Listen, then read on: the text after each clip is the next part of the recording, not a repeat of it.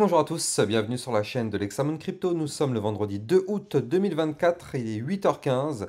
On va faire un point sur la situation du Bitcoin. On va regarder bien sûr les news et on va regarder les altcoins. Allez, on démarre directement avec cette cryptomap qui repasse dans le rouge. Hier, on a un Bitcoin qui a fait quand même une belle petite remontada. On va regarder ça. Malheureusement, ça reste toujours difficile du côté des altcoins. Je vais vous expliquer pourquoi dans cette vidéo. Mais d'abord, on démarre avec le calendrier économique. On va avoir aujourd'hui à 14h30, en fait tout sera à 14h30, on aura l'indice concernant les salaires horaires moyens mensuels pour le mois de juillet, la création d'emplois dans le secteur non agricole, ainsi que le taux de chômage. On a aussi ce crypto Fear and Greed qui continue sa chute, donc là c'est bien, on continue, donc là on est actuellement à 57. Alors oui, ça aurait été mieux de continuer de descendre et d'arriver un petit peu dans le rouge. Pour l'instant, c'est pas le cas malheureusement. On est toujours dans une certaine forme d'euphorie. En général, c'est rarement bon quand on est dans cette euphorie. Donc bon, allez, on va regarder maintenant nos news. Hier, c'était une journée très riche en news. Alors, on va commencer directement par Crypto Détente qui nous dit qu'actuellement 19 703 19 733 762 bitcoins sont déjà en circulation, donc il ne reste plus que 1 266 238 bitcoins à miner. Alors il faut bien aussi compter sur les 3-4 millions de bitcoins qui sont perdus dans la nature, hein. Vous le savez, il y a beaucoup de personnes il y a longtemps qui avaient acheté du bitcoin dans des wallets, ils avaient mis ça dans des wallets et après ils ont perdu leur wallet ou bien ils ont oublié leur clé, enfin bref.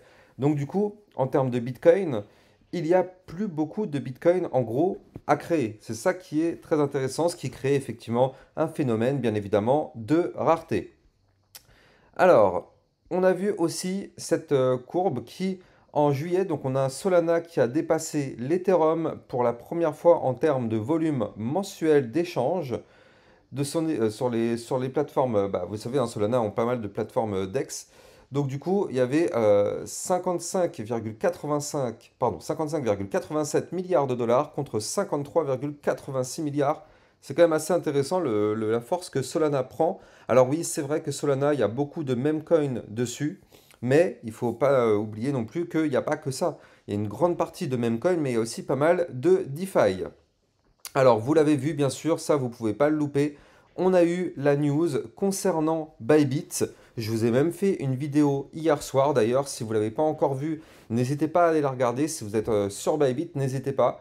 Regardez, hein, c'est aussi Deepwhale qui nous parle de ça. Donc, aujourd'hui, c'est Bybit. Il faut bien comprendre que demain, ce sera une autre. Et oui, en fait, la France, je rappelle que l'autorité AMF, c'est une autorité française qui contrôle les plateformes et justement, toutes les plateformes crypto qui ne sont pas PSAN, donc quand on dit PSAN, c'est-à-dire ce sont des plateformes crypto validées par l'AMF. Donc en gros, pour faire simple, toutes les plateformes qui vous proposent de faire du trading avec des effets de levier, eh bien ce sont des cryptos qui ne sont pas PSAN, des plateformes crypto pas PSAN. Et donc toutes ces plateformes qui ne sont non PSAN sont dans le viseur de l'AMF. Si vous allez sur le site de l'AMF, vous allez voir la liste blanche ainsi que le fait qu'il y a quasiment peu de plateformes dessus. La seule et unique plateforme avec une grande partie, une grande majorité de crypto, ça reste Binance. C'est la seule qui est enregistrée PSAN et qui propose effectivement pas mal de choses. Alors bien évidemment, ça ne propose pas le trading avec effet de levier, comme vous le savez, parce que oui, ça, c'est terminé en France, c'est fini. Il faut bien comprendre, c'est fini. Le trading avec effet de levier, c'est fini. Qu'on soit sur une plateforme décentralisée ou sur une plateforme centralisée, la France contrôle tout avec cette AMF. Donc, un jour ou l'autre, il faut bien comprendre que c'est fini. Et d'ailleurs, c'est ce qui est écrit, hein, toutes les plateformes qui proposent du trading à effet de levier sont sur liste noire. Donc effectivement, voilà, hein. Il y a toujours aussi possibilité actuellement de continuer de trader sur d'autres plateformes que Bybit, parce que Bybit, vous le savez, là, à partir d'aujourd'hui, eh bien, on ne peut plus faire que des opérations de retrait ou de clôture de position. On ne peut plus trader dessus.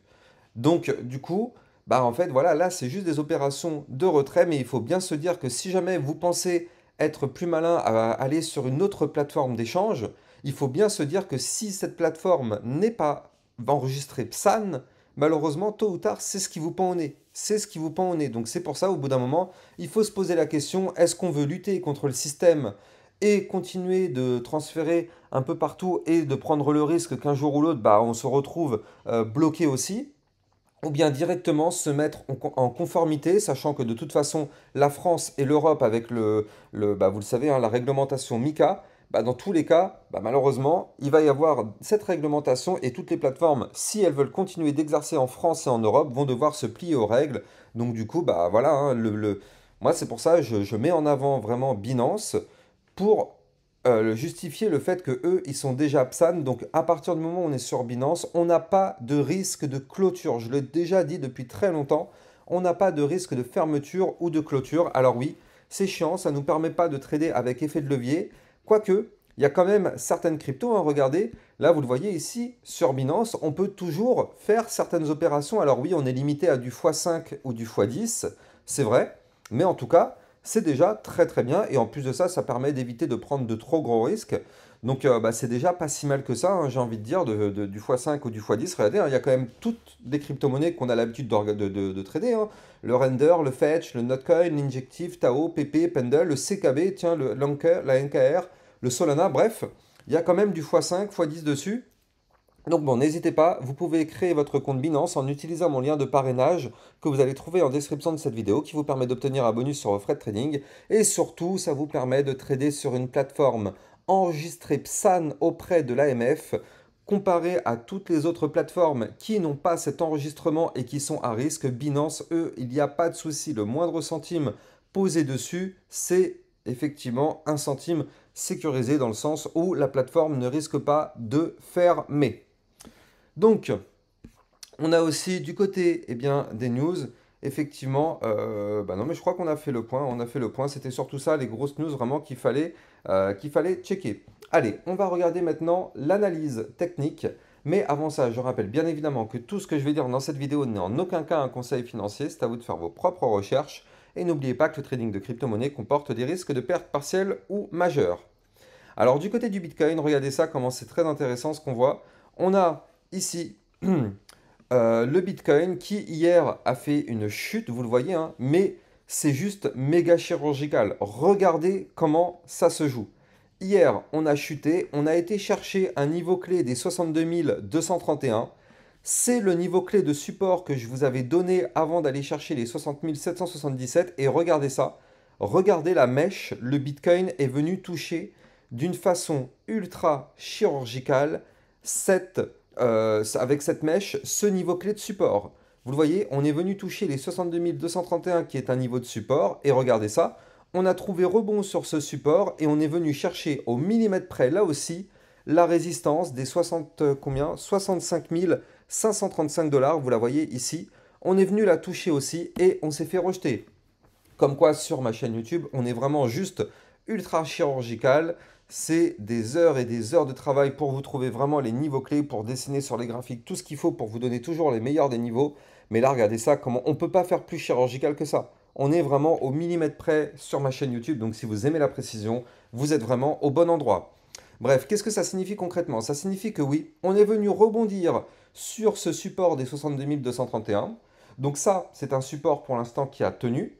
Je rappelle qu'on a tout de même fait ici un double top sur le Bitcoin et que ça, je vous avais expliqué qu'attention, il fallait absolument pas breaker ici le niveau clé des 65 347. Malheureusement, vous l'avez compris, c'est ce qu'on a fait. Et regardez ça, on est venu chercher hier avec cette mèche la target, c'est-à-dire la target du double top.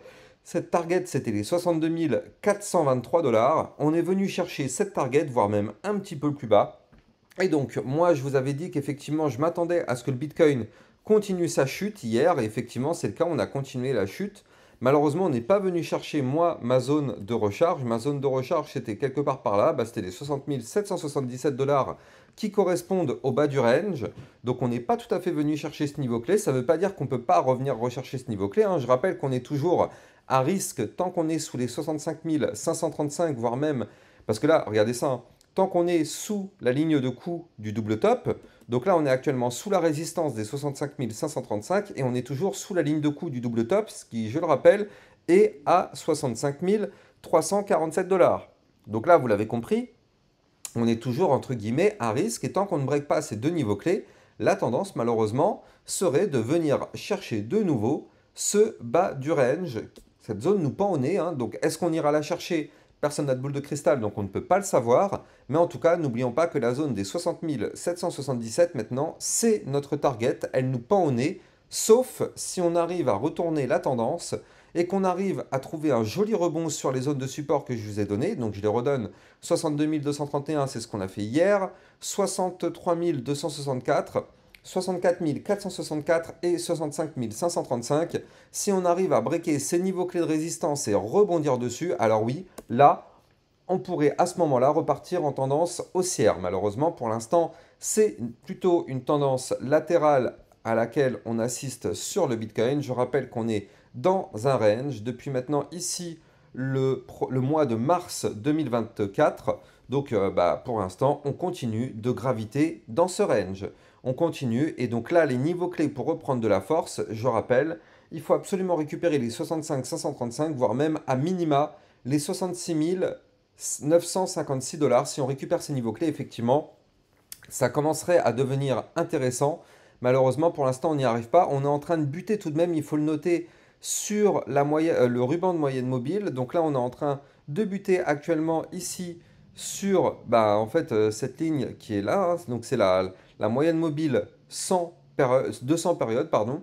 Donc voilà, c'est intéressant. C'est une zone de support. Donc, pardon, c'est la moyenne mobile 100 périodes qu'on a ici à 63 682. Donc pour l'instant, c'est une zone de support. Tant qu'on n'arrive pas à breaker cette ligne, tant mieux. Vous le voyez, hein, ça fait maintenant 2 jours qu'on tente de breaker ce niveau clé. Et même quand on regarde bien un peu plus en détail, depuis maintenant ici, donc depuis le 15 juillet, on est au-dessus de cette moyenne mobile et on ne break pas. Donc tant mieux. Donc il faut bien comprendre que si on break, ce serait malheureusement un signal négatif. Mais pour l'instant, ça tient. Et tant que ça tient, on a l'espoir d'un rebond pour faire, pourquoi pas, une remontada. Maintenant, jetons un coup d'œil du côté de l'Ethereum. Alors, pour l'Ethereum, qu'est-ce qu'on voit? Avant de continuer sur l'Ethereum, je rappelle que pour suivre toutes mes actualités, vous pouvez trouver en description de cette vidéo mon lien Twitter qui vous permet justement de recevoir toutes les news, toutes les actualités, tout ce qu'il faut savoir sur l'environnement crypto-monnaie. Donc n'hésitez pas, vous allez trouver ce lien en description de cette vidéo. Donc là, du côté de l'Ethereum, regardez, comme hier, on est toujours posé actuellement pile poil sur le niveau de support. Niveau de support qui, je le rappelle, ne doit absolument pas lâcher. Donc ce niveau de support, il se trouve ici à 3126 $. C'est le bas du range que vous voyez ici, c'est une zone de support majeure. Il ne faut absolument pas breaker ce support, sinon vous l'avez compris, l'Ethereum risque de chuter pour venir chercher les 2980, voire même les 2900, ou encore pourquoi pas des targets beaucoup plus basses, notamment les 2600 $. Donc soyons extrêmement prudents du côté de l'Ethereum. On est actuellement posé pile poil sur le niveau clé. Tout dépend, je rappelle, du Bitcoin. À la seconde où le Bitcoin se met à cracher, tout le marché crypto malheureusement crache avec lui. Donc là sur l'Ethereum, pour se tirer d'affaire, il faudrait rebondir ici sur le support du bas du range, donc le niveau clé sur lequel on est actuellement. On voit qu'hier ça a tenu, aujourd'hui pour l'instant ça a l'air de tenir. Donc il faut rebondir sur ces niveaux clés et revenir rechercher à minima les 3294 $, qui est la zone de résistance, la première résistance. Et surtout, il faut absolument repasser ici, vous le voyez, au-dessus du ruban de moyenne mobile.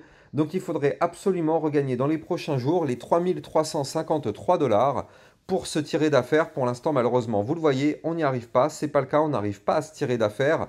Pire que ça, on est dans une situation dangereuse. Donc effectivement, soyons extrêmement prudents. Là, on est plus du côté des altcoins sur des zones, en gros, au bord de la falaise, plutôt que des zones bullish. Donc soyons tout de même très très très prudents. Le Solana, malheureusement, qui a fait ce que je vous avais dit hier, hein. Je vous avais dit, il fallait absolument pas, regardez ça, hein. Je vous avais dit, il fallait absolument pas breaker le bas du range ici à 169 $. Sinon, malheureusement, on viendrait chercher ici la zone de support des 159 $. C'est exactement ce qu'on a fait au millimètre près, hein. Regardez, on a cassé hier les 169. On est venu chercher quoi? Les 159. C'est la zone de support, vous le voyez, les 159. Pourquoi je vous parle des 159? Regardez ça, hein. Tout simplement, je vais prolonger l'ancien range et vous allez tout de suite comprendre. Voilà, vous le voyez ici. On est en train tout simplement de rebondir sur l'ancien range. Donc là, il faut absolument mais vraiment absolument pas clôturer une journée au-dessous des 160 dollars, voire même des 159 qui est le haut de l'ancien range. Ce serait vraiment un signal malheureusement négatif parce que je rappelle qu'une réintégration d'un range en venant du haut, malheureusement le but serait d'aller chercher le bas du range. Nous on a un bas de range qui se trouve à 128, non pardon, à 126 dollars. Donc ce serait pas du tout bon signe. Maintenant c'est une zone de support, la zone sur laquelle on est actuellement, donc on peut parfaitement tenir et revenir rechercher les 169 dollars qui correspondent au bas de l'ancien range. Dans tous les cas, il faut bien se dire que ce niveau clé, on viendra le rechercher tôt ou tard pour faire le pullback. Je rappelle qu'à chaque fois qu'on break un niveau clé, on retourne quasiment systématiquement rechercher ce niveau clé. Donc là, effectivement, on reviendra tôt ou tard rechercher les 169 dollars. Donc il faut vraiment se dire ça. Par contre, ce sera une zone de résistance très forte. Donc il faudra absolument repasser au-dessus pour reprendre de la force. Si malheureusement on n'y arrive pas, bah oui, malheureusement, ça risque d'être très très très dangereux, en tout cas du côté du Solana. Donc soyons extrêmement prudents. Je rappelle, hein, pour trader toutes ces cryptos, vous pouvez utiliser mon lien de parrainage Binance qui est enregistré PSAN auprès de l'AMF et ça vous permet d'avoir un bonus à vie sur vos frais de trading. Moi, j'ai plus qu'à vous souhaiter une bonne journée. N'oubliez pas de liker, commenter, partager, abonnez-vous à la chaîne YouTube si ce n'est pas déjà le cas. Et je vous dis à plus tard pour une prochaine vidéo. Ciao, ciao!